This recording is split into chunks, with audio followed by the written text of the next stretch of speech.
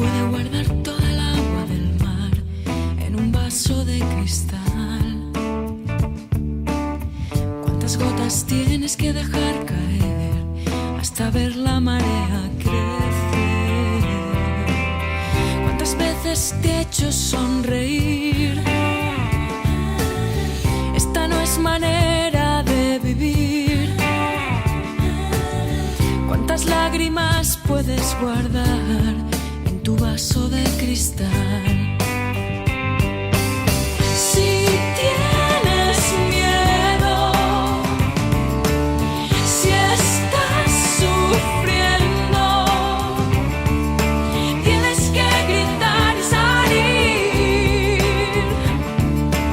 salir corriendo. ¿Cuántos golpes dan las olas a lo largo de un día en las rocas? ¿Cuántos peces tienes que pescar para hacer un desierto del fondo del mar? ¿Cuántas veces te ha hecho callar? ¿Cuánto tiempo crees que aguantarás? ¿Cuántas lágrimas vas a guardar en tu vaso de cristal? Si